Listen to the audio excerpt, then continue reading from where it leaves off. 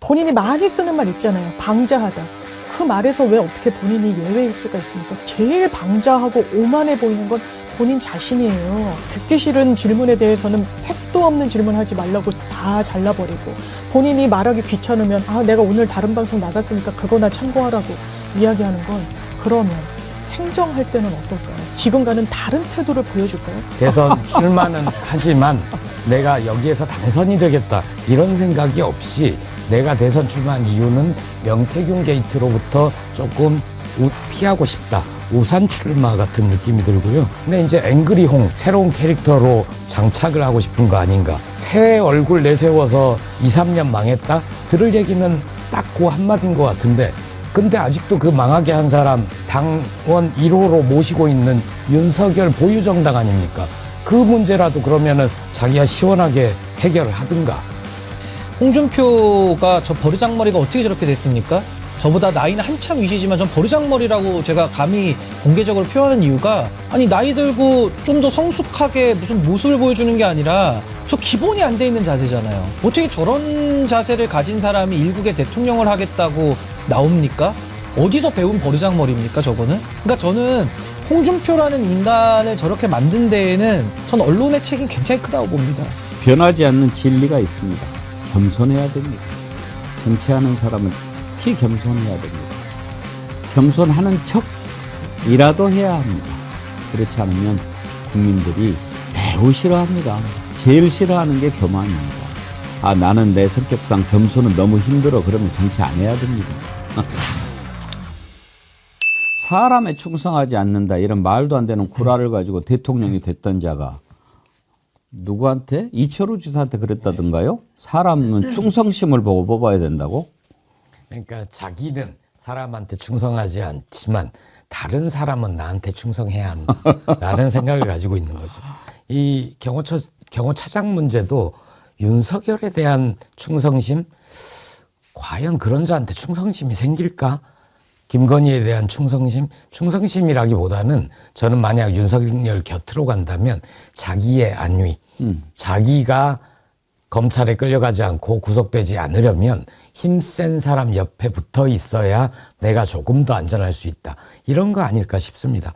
그러니까 검찰, 경찰은 바로 수사를 시작해야 되고, 어디로 튈지 모르니까 해외 못 나가게 출국 금지 해놔야죠.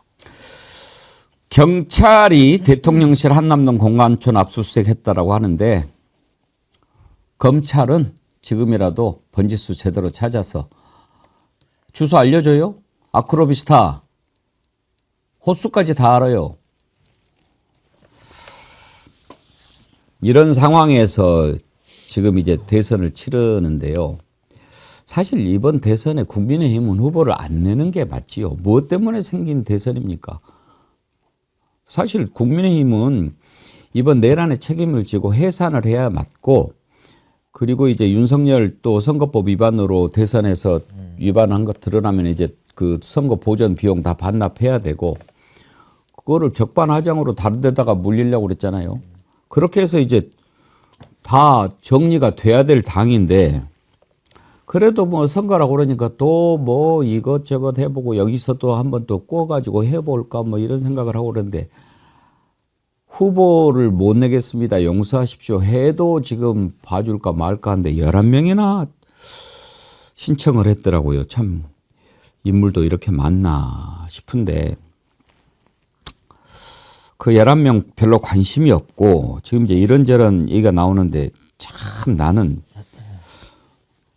어제 뉴스를 보다가 참 제가 부끄러웠어요. 지금 김문수 후보가 그쪽에서는 조사할 때 제일 높게 나오지 않아요? 뭐 10%인가 뭐 나오는데, 김문수가 어떤 자입니까? 노동운동으로 오늘날까지 쭉 이렇게 와 있던, 그 노동운동도 아주 극렬하게 했던 그런 자 아닙니까? 언제 했습니까? 박정희 정권 때 했어요. 그런데 세상에 이건 좀 정상인가 싶어요. 이철우 지사가 그러는 거는 우리가 알겠어요. 이철우 지사는요, 정보부 출신이에요. 그 안기부에서 오래 있었던 그런 사람이야 뭐 박정희 대통령 칭송하는 거 그리고 또 대구에 있으니까 뭐 그럴 거라고 생각해요. 경북지사니까. 그런데 그 옆에서 그냥 박정희 동상 같이 세우자고 그러면서 아이 세상에 한다는 말이 박정희 대통령 덕에 내가 샤워를 자주 하게 됐다고 이렇게 이야기를 해요. 진짜라니까요. 들어보시죠. 박정희에 대해서는 누구보다도 신봉자고 과거에는 박정희 때문에 맨날 데모하고 박정희 물러가라 이래 데모하다가 지금 박정희 신봉자가 되었으니까 대한민국을 새로 살리는데 우리 김문수 후보하고 저하고 힘을 합쳐서 해보겠다 이런 뜻으로 오늘 이렇게 만나게 되었습니다. 박정희 기념 대통령 기념관 앞에 저 앞에 세워야 안 되겠느냐. 뭐 제 원래의 뜻은 박정희 대통령과 이승만 대통령의 동상은 광화문 광장에 세워야 된다는 게 제 생각이고 제 주장입니다. 반드시 이 앞에 박정희 동상을 세우는 제가 대통령 되면 바로 세우겠습니다. 바로 서울시장 목을 비틀더라도 세워야 되지 말이 되느냐 이게. 그리고 대통령 되면 저도 바로 하겠죠. 우리 같이 하겠습니다. 예, 예. 지금은 뭐 화장실에서도 그냥 틀면 쏴 나오지. 저도 하루에 뭐 샤워를 몇 번씩 하고 이런 정도로 무리도 많고 그만큼 모든 면에서 이렇게 바뀌게 된 것이 박정희 대통령 때 다 바뀐 겁니다. 샤워를 한 얼굴인지는 모르겠는데 장윤배 변호사님 우리가 목욕을 자주 하게 된 게 박정희 때 덕택이라고 지금 그렇게 얘기를 하네요. 그것도 김문수가. 이거 트럼프가 최근에 행정명령에 사인한 것 중에 수압을 조절하지 않는 내용이 있었어요. 이게 예. 오바마 때 이게 물 낭비가 워낙 심하고 그러니까 이제 수압을 조절하는 게 또 바이든 행정부 때도 있었는데 우리 물을 더 위대하게인가 막 이런 슬로건을 건데 좀 기시감이 있는 부분이 있고 제가 예전에 국회 출입 기자일 때 이렇게 이야기하는 보수정당 정치인은 봤어요. 나 박정희를 너무 존경한다. 우리 동네에 전구가 들어오지 그 전기가 없었는데 전기를 쓰게 해줬다. 아, 뭐 그럴 수 있습니다. 그런데 대선 후보가 그 연장선상에서 개인의 감동과 소회를 기반으로 박정희 동상을 광화문에 세우겠다는 건 완전히 다른 차원이에요. 지금 어떤 세대입니까? AI와 관련해 가지고 국가 기술력을 어떻게 확보할지, 미래의 대한민국 먹거리를 어떻게 생산할 것인지 정치권이 그걸 다 지원해주고 거기에 대한 고민을 얘기해도 모자랄 판에 동상을 짓겠다. 그러니까 안 되는 거예요. 그러니까 국민의힘이 안 되는 거예요. 국민의힘의 지금 지지율로 1등 주자잖아요. 1등 주자가 한다는 게 미래 먹거리, 미래 어떤 산업 지원 이런 거 없어요. 오로지 과거 회기죠. 보수, 그것도 아주 일부분에 소구하는 그런 전략에서 전혀 벗어나고 있질 못해요. 그러니까 이 부분 보수 언론에서도 꾸짖더라고요. 이재명 때리기로 표가 저절로 모일 거라고 생각하지 말라고요. 박정희 동상을 세우는 걸로 표가 모일 거라고 생각하는 것 자체가 구태입니다. 유권자들을 매우 얕잡아 보는 거예요. 아, 진짜 원래 실망스러웠지만 더 실망스러운 단면을 저는 시민들이 목도했다고 생각합니다. 사람이 어떻게 하면 저렇게까지 될 수 있죠? 변절을 하려면 김문수처럼 해야죠. 아, 예, 그렇게 해야 자기 상품 가치를 높일 수 있는 건데요. 저 샤워 얘기는 뭐 애교로 봐줄 수 있다고 저는 생각을 합니다. 무슨 얘기를 했냐면 박정희가 언제 전두환처럼 총 쏴서 사람 죽였냐 이 얘기를 했거든요. 박정희는 훨씬 더 했죠. 물론 그 광주 학살 같은 문제는 대규모 학살은 없었다고 하더라도 얼마 전에 4월 9일이 사법사상 암흑의 날이거든요. 국제적으로 기념하는 날입니다. 이 날이 박정희 정권에 있었던 인혁당 사건, 억지로 만들어내고 군법회의였나요? 사형 선고를 하고 바로 다음 날 사형 집행을 해버렸습니다. 이분들이 돌아가신 지 이제 사건이 1975년이니까 50주년 된 날이었거든요.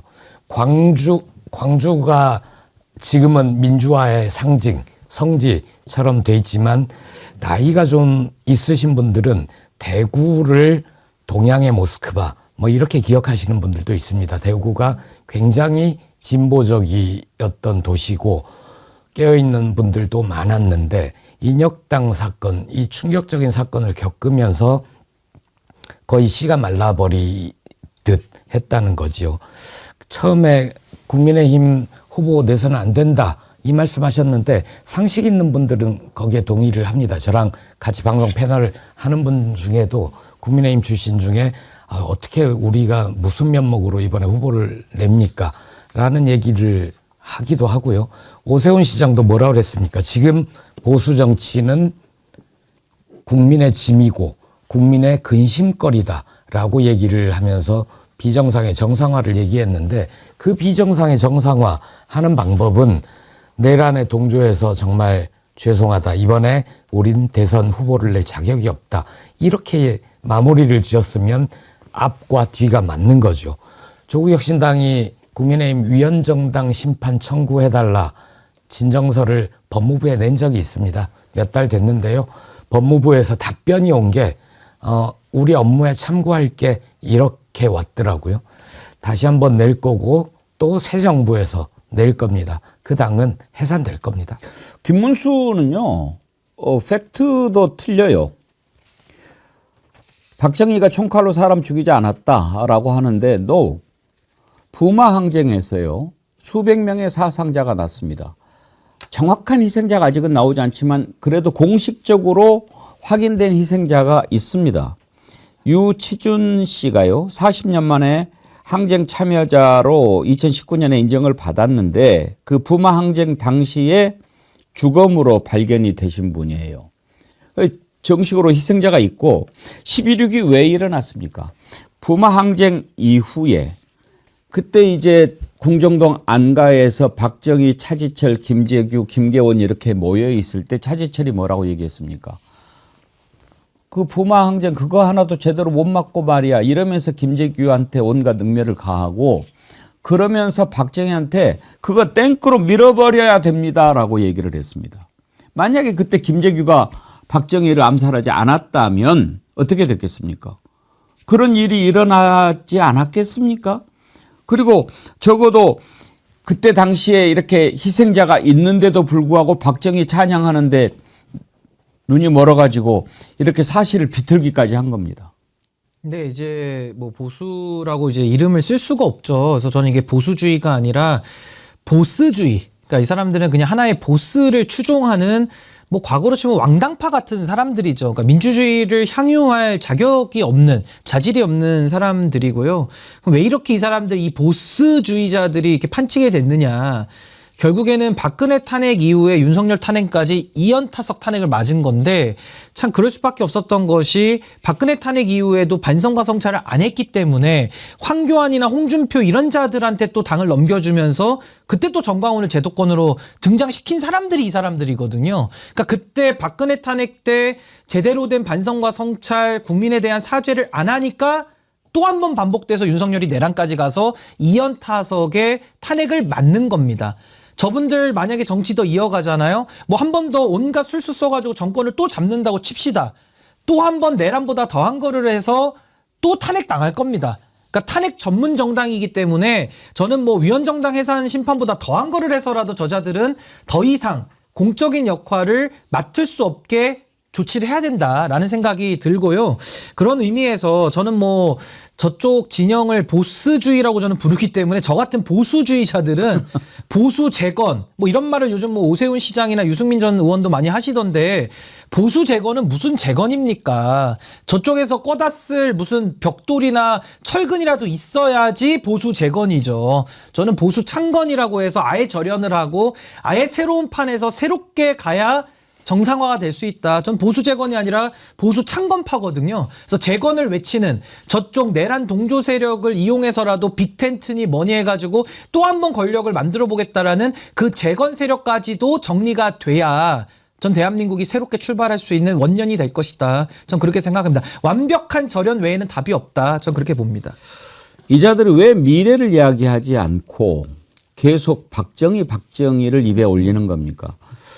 대구 경북에 사시는 분들께 정말 한 말씀 해드리고 싶습니다. 이 자들은요, 장사치들입니다. 대구 경북 지역 주민들이 박정희 대통령을 아직도 사랑하고 존경하고 그러는 마음이 있는 것에 기대어서 표를 얻으려고 장사를 하는 겁니다. 왜 지금 박정희가 나와야 됩니까? 적어도 새로운 정부를 만들겠다라고 하는 사람이면 미래를 이야기해야 되지 않습니까? 박정희 대통령 동상 세우는 것이 왜 중요합니까? 제발 이번에는 자기들한테 부끄럽지 않은 선택을 하셨으면 좋겠습니다. 자신들을 부끄럽게 하는 일이십니다. 그러니까 결국은 이자들이 이런 식으로 대구 경북 지역 주민들을 놀리는 거고 능멸하는 겁니다. 그거를 좀 깨닫고 이번 대선에서 선택을 하셨으면 좋겠다 하는 말씀을 드립니다.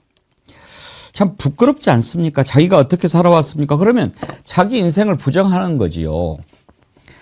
더 이야기하고 싶지도 않은 자고 또 한 사람 윤석열 만나고 와서 느닷없이 대선 출마하겠다고 한 사람 나경원 의원이죠.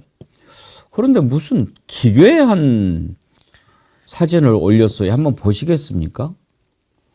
드럼통에 들어가 가지고 사진을 올렸는데 난 저거 합성인 줄 알았어요. 근데 실제 드럼통에 들어갔죠. 드럼통에 들어갈지언정 굴복하지 않는다. 그럼 저는 언론 보고 이해를 못했는데 장유매 변호사님은 무슨 뜻이에요? 그러니까 사실 내란 때 영현백을 뭐 엄청나게 사고 종이관 문의를 하고 이랬었던 게 있잖아요. 그러니까 그걸 물타기 하려고 하는 성격인지 보수 유튜버나 보수 이 인터넷에서 이재명 대표가 대통령 되면 우리를 드럼통에 넣는데 이렇게 회자가 되고 있다라는 거예요. 그러니까 거기에 편승해서 정말 근거도 없는데 공당에 이 대선 주자라고 하는 사람이 드럼통에 들어가서 내가 드럼통에 들어갈지언정 굴복하지 않겠다고 하는 거예요. 본인이 민주화 투사입니까? 아니요. 본인은요. 이런 탄핵, 시민들이 원했던 탄핵에 반대했던 사람이에요. 시민들을 머리에 안중에 두지 않고 국민을, 대한민국을 머리에 두지 않고요. 이 국면에 윤석열을 머리에 뒀습니다. 왜? 본인의 정치가도에 그게 도움이 된다고 판단을 일찌감치 내렸던 것 같아요. 어떻게 이렇게 나쁜 정치를 할 수 있습니까? 중국에 대한 혐오도 감추지 않아요. 대단히 위험해요. 대한민국이 위험하죠. 최대 교육국이 이 중국인데 대선, 대통령이 되겠다는 사람이 서울대에 가서 학생들과 시진핑이 왔다는 걸 기념하는 그 공간을 없애겠다고 기자회견을 합니다. 대단히 무책임하구나. 저는 개인적으로는 여성 정치인이면 조금 더 잘 보고자 하는 그런 부분이 있어요. 그런데 나경원 의원은 정치를 스스로 조롱하고 스스로 희화화되면서 권력만을 탐하는구나. 그래서 드럼통에 들어가는 이런 우스꽝스러운 상황도 마다하지 않는구나. 국민들을 대단히 얕잡아 보는구나. 이런 생각합니다. 새봄이 오면님 뚜껑을 닫고 싶다. 조화연님 니마 그 뚜껑은 내가 닫아줄게. 플라이 커터님 바로 공구리 치자. 저 드럼통에 들어갈 게 아니라 드럼통을 쓰고 있으면 차라리 낫겠다라고 생각이 되는데 이루다님 드럼통이 아니라 쓰레기통으로 들어가야지요. 근데 저런 아이디어는 누가 내는지도 궁금하고 저런 아이디어를 누가 내면 그걸 또 받아들입니까? 그러니까 이제 이 정치라는 게 얼마나 지금 망가졌는지를 나경원이라는 정치인이 스스로 증명하고 있다라고 봅니다. 그러니까 저 메시지의 핵심은 결국 이재명 대표라는 정치인을 악마화해가지고 본인 지지자들에게는 저 악마를 막기 위해서는 나를 뽑아줘. 과거에도 그 빠루 들고 설쳤던 그때를 연상시키는 드럼통이거든요. 근데 제가 이걸 왜 비판하지 않을 수가 없냐면 나경원 의원은 뭐 경륜도 있다 그러고 정치를 오래 했지 않습니까? 근데 오래 한 사람의 수준이 딱 지금 드럼통 수준인 겁니다. 상대를 저렇게 악마화해가지고 본인의 지지층들을 더 결집시키겠다라는 상당히 야비하고 얍삽한 방법만을 쓰고 있는 건데 저거는 뭐 누가 제안을 했고 본인이 자원해서 했든지 간에 이미 했잖아요. 그러니까 저 행위 자체가 반정치, 그러니까 정치를 죽이는 정치 사망을 가속화시키는 정치. 그러니까 이거는 정치가 아닌 거예요. 근데 정치를 아닌 행동을 하는데 왜 정치를 합니까? 그러니까 나경원 같은 사람은 이제 정치 그만할 때가 됐다. 우리가 그 배터리 쓰다 보면 배터리도 이제 다 닳아가지고 우리가 이제 폐건전지함에 갖다 놓잖아요. 저기 드럼통에 들어갈 때가 아니고요. 그냥 나경원 씨는 이제 더 이상 정치를 할 이유와 명분이 없는 거를 스스로 드러낸 겁니다. 그럼 뭐더러 정치를 더 합니까? 이제는 정계 은퇴를 남겨놓고 있는 거 아닌가라는 생각이 듭니다. 햇살 가득님 드럼통 말고 똥통은 어떤가요? 그랬는데 근데 김보엽성님 예. 이 내란 사태 이 와중에 제일로 이해가 안 되고 좀 정상이 좀 아닌 것 같은 게 나경원 의원이에요. 맞습니다. 저렇게 하는 이유가 토론이나 기자회견을 통해서 자기의 생각을 밝히는 것으로는 도저히 안 되니까 쇼를 하는 거죠. 얼마 전에 기자회견장에서 기자가 질문을 합니다. 의회주의자라는데 그날 어디서 무엇을 하고 계셨습니까? 의회주의자라면 군경에 의해 국회가 봉쇄되고 군인들이 국회에 투입됐을 때 비상계엄 해제하는데 참여했어야 하지 않느냐라는 질문인데 거기에 대해서 나경원은 거짓말까지 쳤었죠. 국회 가려고 했는데 민주당 지지자들에 의해 막혀서 못 들어갔다. 이런 거짓말도 했었고요. 기자회견이나 토론으로 도저히 안 되니까 드럼통에 들어가는 쇼 같은 거나 하는 거죠. 이렇게 해서 이게 뭐 영화의 한 장면이라고 그러던데요. 아주 극단적으로 복수를 할 때 드럼통에 넣고 아까 그 공구리 그게 예. 영화 속의 한 장면이다. 그래서 이재명은 안 된다라는 메시지 주기 위해서 이재명은 복수를 할 거다. 이런 메시지를 널리 전파하기 위해서 그 쇼를 하는 겁니다. 아마 국힘의 대선 주자들이 조만간 드럼통 챌린지를 하지 않을까 그런 걱정이 되네요. 최경원님, 이름을 바꾸고 싶다. 유유. 위로를 드립니다. 그러니까 이제 또 패러디가 또 바로 나오더라고요. 민주당의 모 경정 의원인가요? 지금 저게 영현백입니다. 예. 우리가 영현백이 뭔가도 몰랐었어요. 이번에 윤석열 덕택에 알게 됐죠. 영현백에 들어갈지언정 굴복하지 않는다. 저 침낭 같은데요. 근데 이게 정말 정치가 너무 이건 희화를 넘어서서 너무 정말 참담합니다. 그러니까 나경원이라는 정치인도 뭐 서울대 나오고 고시 패스해서 판사 지냈고 정치인으로서 할 수 있는 거 거의 다 해봤거든요. 이분도 많은 그 대접을 받고 그동안 키워왔던 나름의 정치인인데도 저렇게 마지막이 망가지는 거를 보면 이제 더 이상의 이 지금 국민의힘이나 그 국민의힘 세력을 이용해서 정치하겠다라는 그 소위 재건파들은 뭘 더 정치를 하겠습니까? 이제는 국민들에게는 민폐와 정말 국민들에게 어마어마한 악영향을 주는 것 외에는 더 이상 남은 역할이 없기 때문에 저분들이 스스로 정치를 내려놓을 수는 없거든요. 거의 중독 상태이기 때문에 스스로는 못 끊습니다. 그러니까 그거를 끊을 수 있도록 국민들이 해주셔야 되는 거고 제가 할 수 있는 역할이 있다라고 한다면은 저도 모든 수단과 방법을 다 동원해서라도 이제 저런 자들이 더 이상 정치인들의 선택지로 올라오지 않도록 어떤 일을 할 수 있을까를 저도 깊이 고민하고 그것이 저는 정치개혁의 출발점이 되지 않을까. 저런 사람들 정치 못하게 만드는 것이 정말 대한민국의 정치개혁의 시작이 될 것이다. 전 그렇게 봅니다. 유옥진님, 빠루로 드럼통 뚜껑 두드려 막아버려라. 예, 빠루의 드럼통에 참. 그래도 나경원 의원은 중진 아닙니까? 그런데 왜 저렇게 됐습니까? 지금 이런 자들이 막 이렇게 천진데 문제는 국민의힘에서 이렇게 막 11명이나 나와가지고 뭐 또 4명 추리고 거기에서 2명 고르고 뭐 이렇게 한다는 거 아닙니까? 한 사람 더 이상한 사람 볼까요? 홍준표. 홍준표 시장은 그거를 못 고치는 것 같아요. 막 뭐 철딱선이 없는 것들 뭐 또 뭐 방자하다 뭐. 근데 성격상 그렇게 하는 것은 이해가 되는데 구별을 해서 할 말 안 할 말을 해야 되는 거 아닙니까? 근데 기자들한테도 이런 식으로 그게 방자한 거죠. 기자는요, 그냥 국민을 대신해서 물어보는 거예요. 그 기자가 아니에요. 그냥 국민이라고 생각해야 그게 정치인의 올바른 자세죠.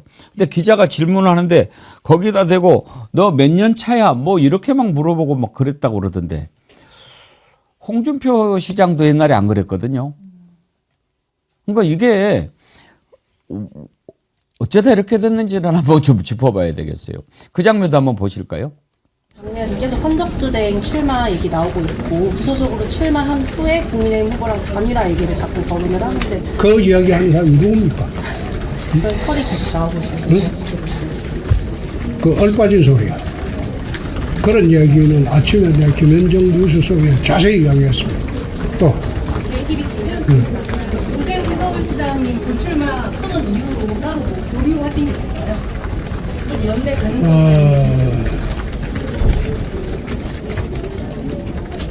나는 기자들이 좀 이해가 안 되는 게 불출마한 사람이 무슨 연대가 됩니까?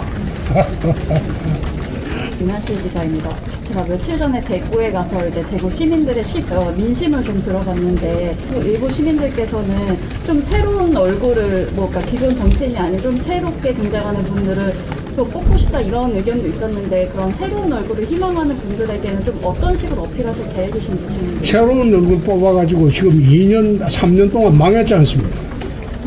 그렇죠? 정치 초년생 새로운 얼굴을 뽑아가지고 3년 동안 망했지 않습니까? 정치 내공이나 경륜이 하루아침에 생기는 겁니까? 책에서 나오는 것도 아니에요. 경험과 연륜에서 나오는 겁니다. 아마 기자분이 만나본 사람이 일부겠지. 그다음에 한동훈 전 대표도 관련해서 정치 경력이 좀 적은 걸로 알고 있는데 언급하지 않겠습니다. 또 부산에서 승리하셔서 후보가 되신 후에 만약에 한국대 총리 쪽에서 뭐 단일화 대안을 전혀 원하시는 말도 안 되는 질문 그만하십시오. 뭐 말이나 되는 질문을 하면 내가 받아주죠. 어떠세요? 장유미 변호사님도 기자 출신인데 지금 홍준표 시장의 말하는 걸 보면 경험과 경륜이 팍팍 느껴집니까? 그러니까 아마 본인이 경험, 경륜, 경험 다 많은 사람이라고 어필하고 싶어 하는데 그 끝이 이렇게 정말 종지만한 도량을 기자들 앞에서 드러내는 걸로 귀결되는구나. 좀 부끄러운 마음이 들죠. 기본적으로 기자들이 대단히 돌출적인 질문 던진 거 아니에요. 지금 보니까 뭐 가끔 무례하거나 뭐 이런 질문이 있을 수도 있죠. 그런데 국민들은 그런 질문에도 어떻게 응대하는지 귀를 어떻게 열고 있고 마음을 어떻게 열고 있는지를 보는 건데 본인이 많이 쓰는 말 있잖아요. 방자하다. 그 말에서 왜 어떻게 본인이 예외일 수가 있습니까? 제일 방자하고 오만해 보이는 건 본인 자신이에요.